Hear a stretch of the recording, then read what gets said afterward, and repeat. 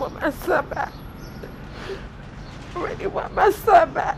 Like, I want him to come home. I want to hug him again. I want to kiss him. Like, I really miss my son so bad.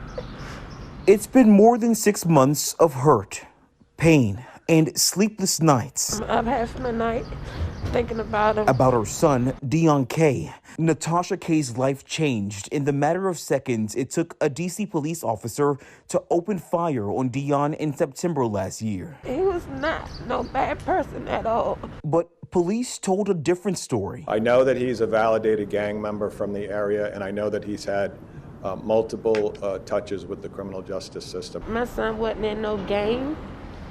He ain't had nothing to do with no gang. He had friends, and they walked around and they chilled and had fun, but it was no gang bang. Did he have like multiple run-ins with the law enforcement?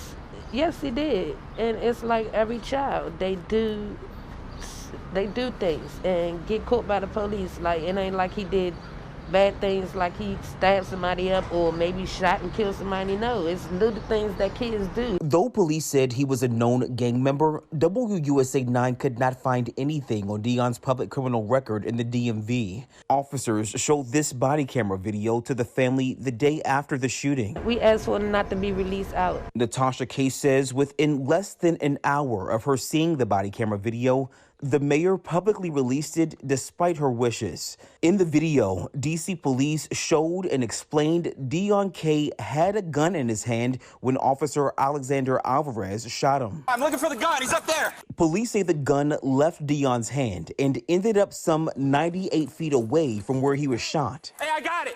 Were you aware that he ever had any weapons? Not that day, no, I didn't. You said not that day?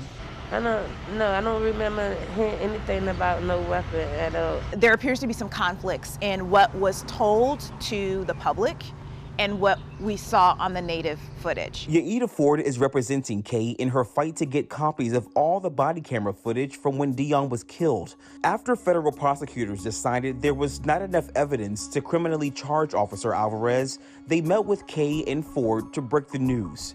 Ford says the U.S. Attorney's Office allowed them to view raw footage from several body-worn cameras at the scene.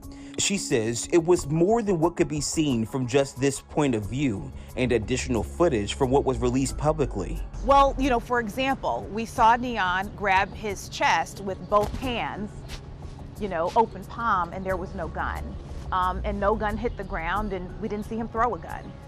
So that definitely raised my tentacles. Ford requested footage from several officers' cameras on November 20th last year through a Freedom of Information Act, or FOIA request. This lawsuit, filed this month, asked for a preliminary injunction requiring D.C. police to hand over what Ford calls unlawfully withheld records, specifically pointing to footage from the officers' body-worn cameras at the scene where Deon K was killed. Emails within the lawsuit show Ford went back and forth with some city employees, and the FOIA office eventually wrote back that it was dealing with backlogs, and it detailed the deadline extensions afforded to it under the current public health emergency.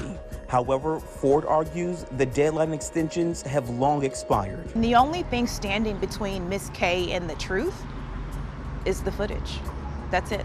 No, D.C. police would not comment on the FOIA request because of the lawsuit, but said in a statement, the family of Deon K was shown the same body-worn camera footage that was provided to the public in the community briefing video and the full body-worn camera video. Ford and K are hoping to now get professionally analyzed after seeing what they believe to be a different version of the footage in private. Something they say is needed to possibly help answer some lingering questions weighing heavy on this mother's heart. He was everything to me, period. I love all my kids, but it was something about him. In the district, Michael Quander, WUSA 9.